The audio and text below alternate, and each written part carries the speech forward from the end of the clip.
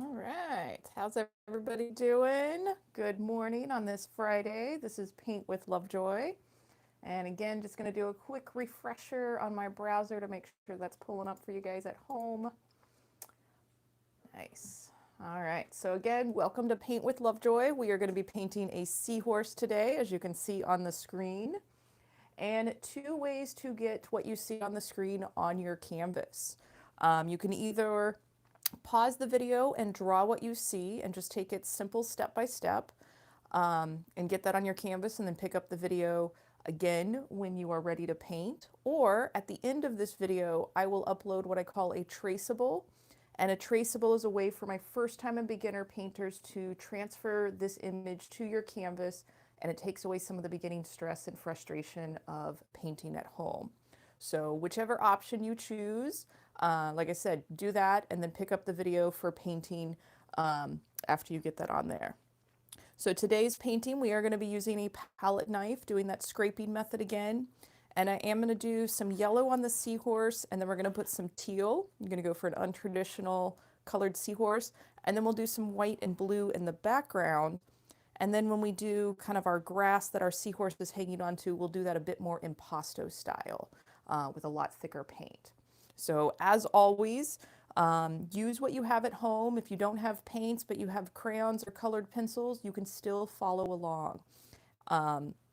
And like I said, just use what you have at home. It's better to be creative than not creative at all.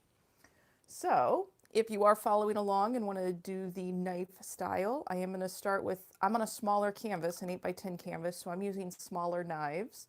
But if you are painting at home on a larger canvas, feel free to jump up and grab that larger knife that I've used in some of the other videos. All right, so now what we're going to do is we're going to fill in the seahorse with yellow paint. And again, my style of knife painting is more of a scraping method. So I am using some pressure as I scrape this yellow into the shape of the seahorse. And again, we're just kind of staying inside those lines. And maybe you have to turn your knife in a couple of different angles to get to that. If you need to turn your canvas sideways, turn it upside down, whatever you need to do to help with your painting process. Now you probably noticed that there's a certain amount of texture already on my canvas, and I did what we call reuse, re-gesso a canvas. Because I am doing these daily and I don't want to just overtake my entire house with a bunch of small canvases. I will re-gesso a canvas, which basically means reusing and turning it back to white, so that way I can use it again for the videos. So in the description box below, there is a link for how you can reuse, re-gesso a canvas. And for my beginner painters, this is a really great option. So that way, again, you're not just buying all kinds of paint and canvases. And that way you can kind of the paintings that you don't like too much, that maybe were the beginning and you learned a lot, you can re-gesso those and paint something new on top of it and continue your learning. So feel free to check that out. And artists have been painting over other images and re-gessoing, reusing canvas for centuries. Art supplies are definitely not on the cheap side, so where you can save some money and reuse something, you generally find a way to do that. All right, so now we've got our base color on our seahorse. We will be putting some teal on top of that. But I'm going to let that dry a little bit, and I'm going to move into the background and start scraping on some light blue. And again, you can make your blue to the degree that you want. If you want teal water, if you want blue, if you want purple, feel free to adjust it to what you like. And I am going to go pretty light blue here, so a little bit of my pigment goes a long way to create a light blue. And the palette knives were originally used to mix paint. So it is kind of fun to just do what their original intention was. All right, so from here, I'm scraping on my light blue, and I'll be going from the edges of the lines all the way to the edges of the canvas.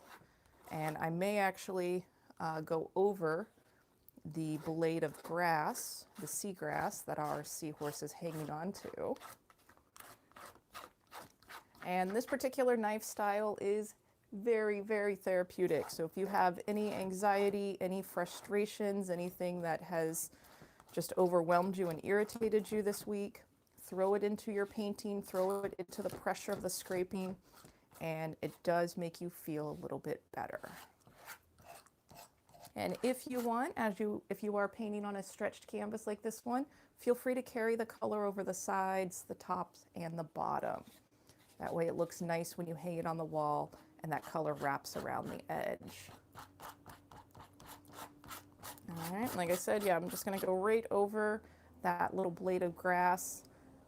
With acrylic paint, if there's anything that you paint that you don't like, you literally just let the paint dry and paint right on top of it again. So there is a lot of wiggle room for my beginner painters with acrylic painting. And if you are following along at home, take a big inhale for me. Even if you're not painting, just big inhale. Let it out.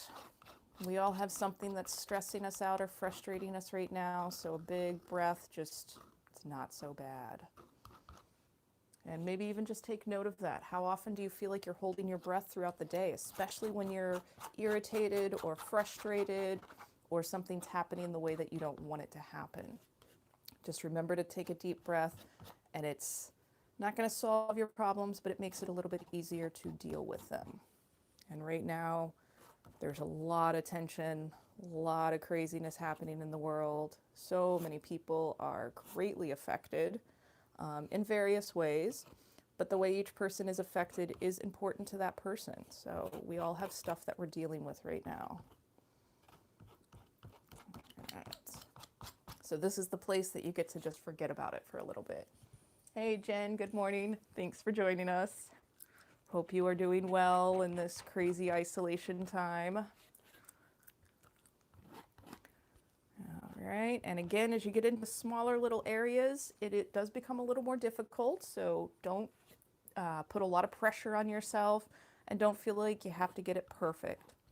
If you are doing, working in some of these smaller areas and you get a bit of yellow in with your blue, it is gonna make green. And you can either kind of work that into your design or just take a paper towel, wipe off that smeared area, and reapply your paint. It's just painting. It's never the end of the world. All right, and again, you're just learning to hold the tool in a different way. Your brain's taking in so much information. Each time that you paint, you get better and a little more comfortable. All right.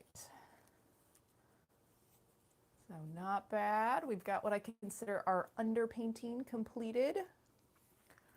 And I am going to go into the background with a little bit more blue while I'm giving that yellow a little longer to dry. So I actually, if you want, you could mix this to make a medium blue. I'm actually going to use just the direct blue, the darkness, and show you guys what it looks like as you kind of scrape it along. And I can pick up some and move to another area. So kind of like the wet on wet blending, I'm just going to scrape it into there. And it is kind of nice with all that texture underneath. So reusing a canvas for your knife paintings is only to your benefit, because having that initial texture on the base and then applying the gesso or the white paint on top of it just creates for some of this random texture and expressive lines that you wouldn't get from a completely flat or smooth canvas. So don't feel bad if you've got a bunch of canvases that you do want to paint over. They are actually perfect for doing the knife concept on there. And then again, just using canvases and not having to buy new ones. So as you're adding the darker blue in there, your call how much or how little. And again, remember the seahorse is hanging out in the water, so there doesn't have to be a whole lot of logic to where the color's coming from. Our brain is still going to interpret it as, oh, that's a seahorse underwater. Now maybe if we did a red background instead of blue, it might become a little bit of a different story. All right, oh, let's get a little bit down where his little tail is. And again, as you go into tight spaces, you're just learning more muscle control and how to hold your tool and getting more comfortable. So don't feel like you have to be perfect right from the get-go. This is more about the process of painting rather than being perfect. All right. So let's see, we're gonna leave that a little time to dry, and I think I might go back in with a lighter blue, just one more layer on top of it. So now I'm gonna go back to the seahorse, and let's see, let's actually grab a little bit of orange, and then I'm gonna use a little bit of scraping teal on there towards the end. So with the orange, just like adding the darker blue into the light blue background, I'm gonna use just a little bit and that pressure and just kind of scrape it on there and move it around. Again, I really find this texture ideal to just kind of create some of the randomness and you just play with it. Learning to embrace what you're creating is very, very beneficial to your creative process. So try not to be super judgmental while you're painting, be kind to yourself, and maybe just try to see the beauty in your painting instead of what you may consider a failure or not successful.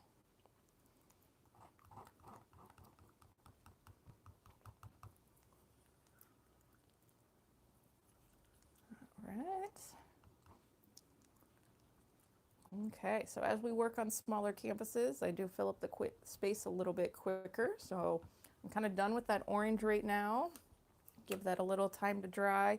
And I am going to go back in with some light blue. So let me put another spot of, actually, oh, I still got white on there. Never mind. I'm going to take some of this white and move it over. And I'm going to keep it a lot lighter.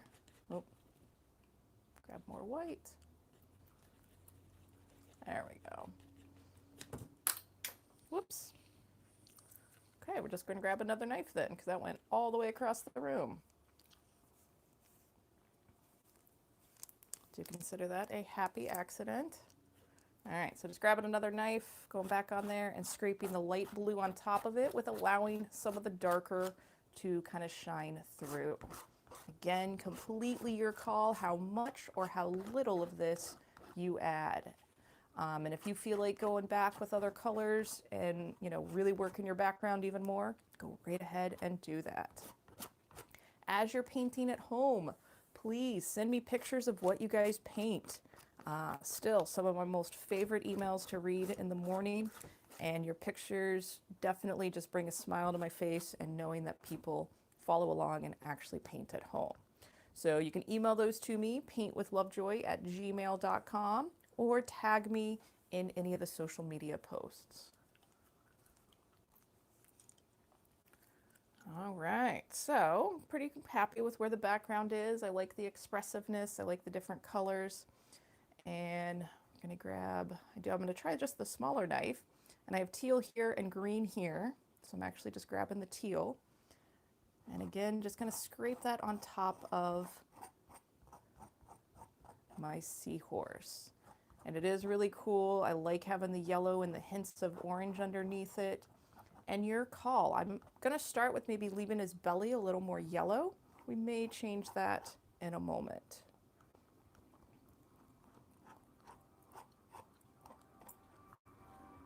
See, I think I'm actually going to leave his little fin back there a little more yellow. So this is more like a camouflage little seahorse. He would hang out and hide rather well, I think, in the seagrass. So yeah, I think I'm going to leave the belly a little bit more just straight up yellow. Same with that back fin. And then I will move to some brushwork after this. And then we'll go a little bit thicker for the seagrass and a bit more impasto style painting for that. All right, so using a brush, I'm going to outline my seahorse and give him a little eyeball, and then we'll move into the grass. So you can do this with a palette knife if you choose. I'm going to use a brush just because I get a little more control with that. And I do highly recommend that you let all this dry, give it about 20 minutes before you do your outline. And that's actually just going to make it a little bit easier for you without having your black become contaminated with the other colors it's going to pick up.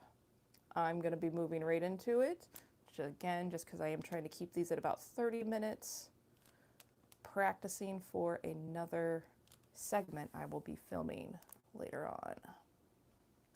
And I will put more details as that grows and evolves on my channel and social media outlets.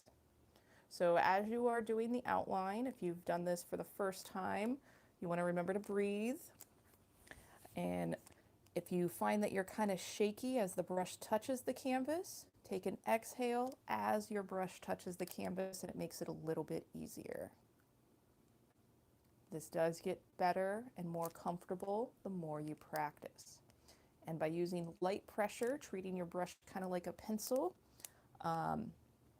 makes it a little bit easier to make skinnier lines. So light pressure makes smaller lines, medium pressure makes a bit of a wider line. And as you're doing this, if you've got some skinny lines and some wider lines, totally okay. Just the fact that you're painting today makes you successful, and you are learning a lot right now.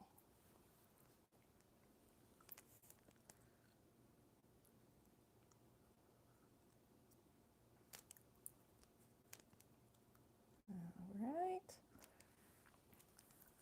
And I'm going to save the end of that tail for once we get the seagrass in there. We'll kind of adjust that outline. And we're going to give a little eyeball on here for our seahorse. We'll give him a little catch light in a moment.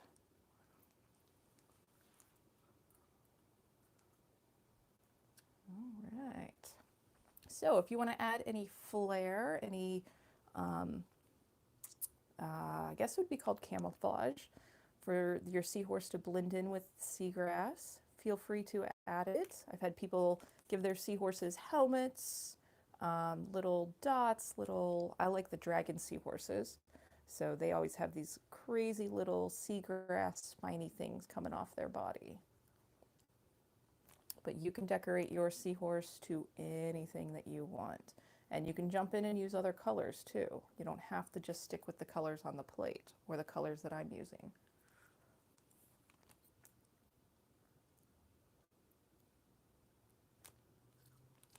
And you're giving your seahorse personality. So maybe think about what his or her name is. What are their hobbies? What do they like to do when it's not a coronavirus pandemic? What are their goals in life? Half of art really is the story you're going to attach to it.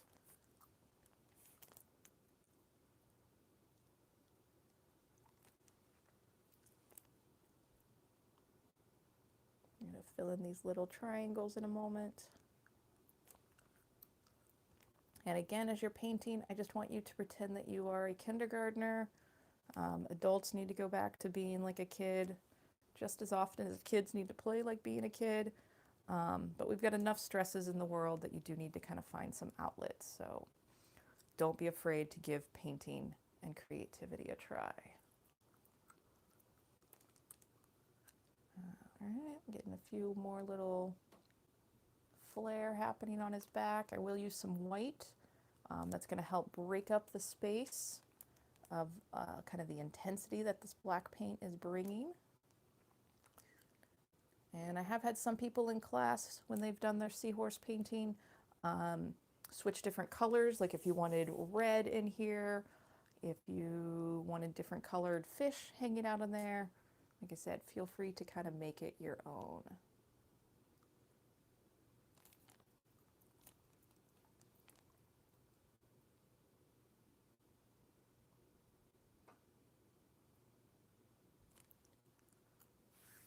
And remember to breathe. Even if you're not painting, just relax. Hopefully the sound of my voice is just calming and you feel like taking a nap after you're done painting. Not a bad way to spend these days. All right, so we're going to jump back over to another area with the knife, and I will actually move into using that long skinny knife to apply it a little bit thicker and apply our seagrass on there. So using that knife, I'm actually going to get a good amount of paint on the whole thing. And it's almost going to be like I place it and then pick the knife back up. There we go. And again, breathe, play with the pressure. And we're imagining that this blade of grass is coming down underneath. And then we've got a little section in between the tail curl and the thicker part of the seahorse. We will be putting a highlight with yellow on this in a moment. But it is a different method when you're applying it thicker compared to the scrapey method that we used for the background. So it's good to just get different practice with these. And remember, this is seagrass underneath the ocean. It's going with the current, the movement of the water. There are multiple currents underneath the water. So maybe some of the grass is affected by one current, the rest of the grass is affected by another. Sometimes they battle each other. But I have found that when you kind of place yourself in the environment that you're painting, you're more likely to kind of think about the things that would be in that environment and include them in your painting. And it is okay to have some of your seagrass overlapping your seahorse. Again, that just gives a bit more of space and depth in your painting instead of making it feel like it's flat.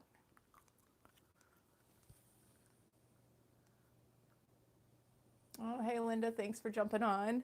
Yeah, hopefully you can catch the replay after this, and I try to about a half hour afterwards get the Traceable uploaded and the new thumbnail on the YouTube channel. But doing this every day at 11, again, it's great structure for me and keeping me going now that I'm self-isolating, more just because I live by myself and no longer have the studio.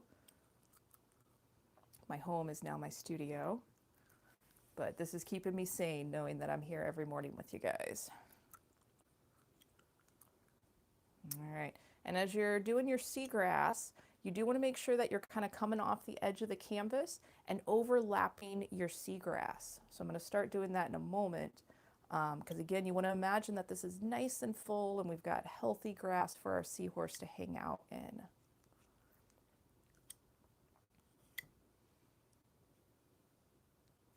And if you are painting your edges of your canvas, remember to just kind of continue that color around the side and the bottom.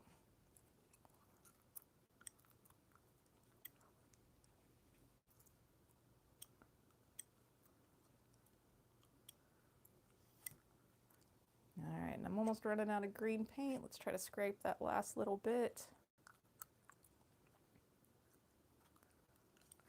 All right, so I'm going to wipe that off and I'm going to go right into using yellow, doing the same thing. And the yellow is going to blend a little bit with this green. So it's not going to say that, that intense yellow. It will mix a little bit. Oh yes, I just now saw your question, Jen. I'm not sure how many artists are leaving Liberty Station. I think I'm one of the first ones. Most of them are working with rent deferment. And I actually have no idea how it's going for a few other people, but I know quite a few people couldn't afford to pay rent, given that, you know, their business, like mine, didn't make any money for the month of March. So we'll see. I don't think it's quite a pretty picture down there right now.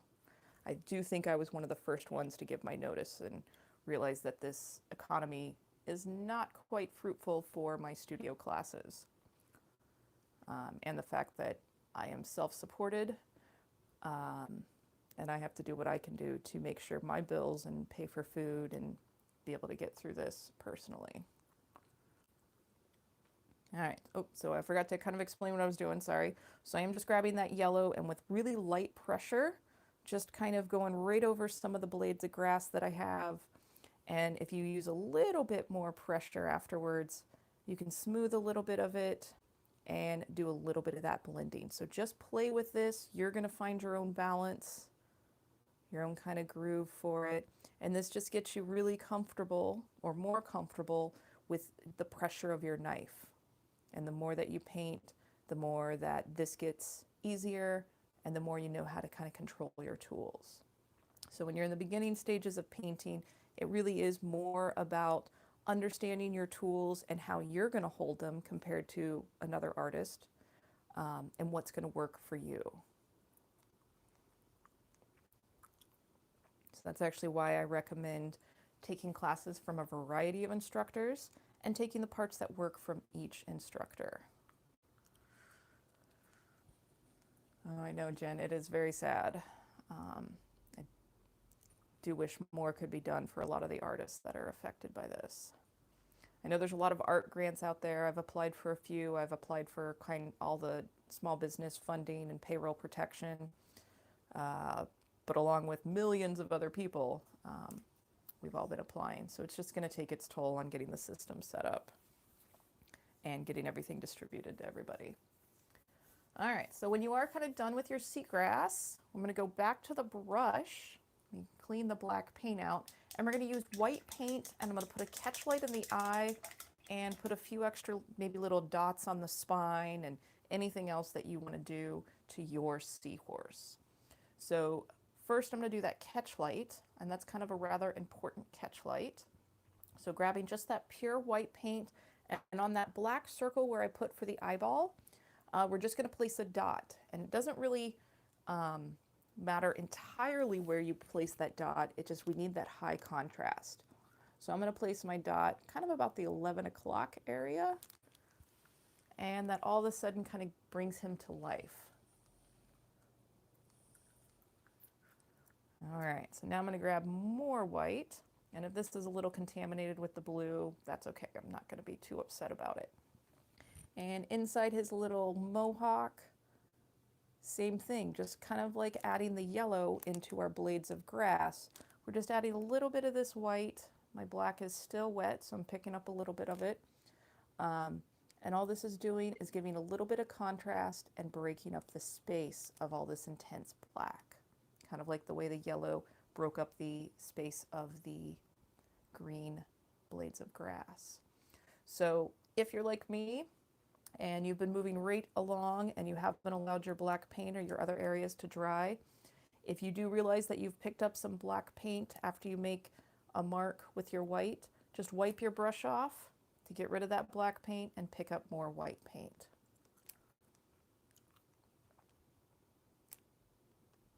Again, just kind of placing that white color on there and then pulling my brush right back to make these dots, trying not to pick up some of the black paint in there.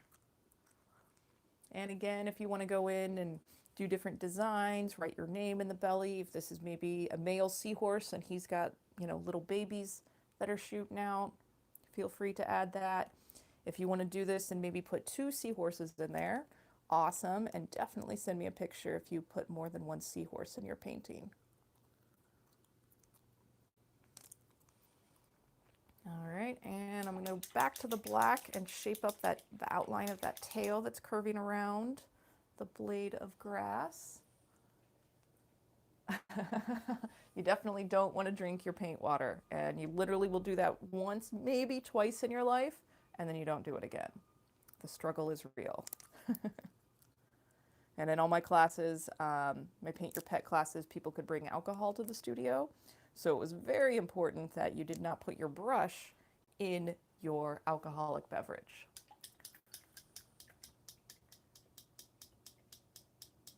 Oh, nice.